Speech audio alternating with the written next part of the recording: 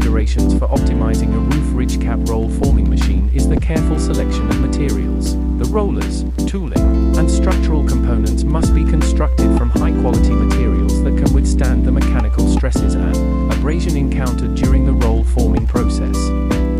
Typically, hardened tool steel or carbide materials are preferred for rollers to ensure durability and longevity. Roof ridge caps come in various profiles and dimensions to match different roofing systems. Therefore, an optimized roll forming machine should be capable of producing a wide range of ridge cap profiles. The flexibility to adjust the machine settings quickly and efficiently is crucial in accommodating different customer requirements.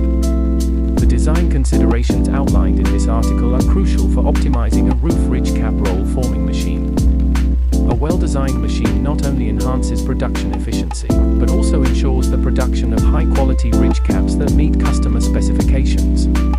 Manufacturers in the roofing industry must carefully evaluate these design elements to create roll forming machines that are both versatile and reliable, thus contributing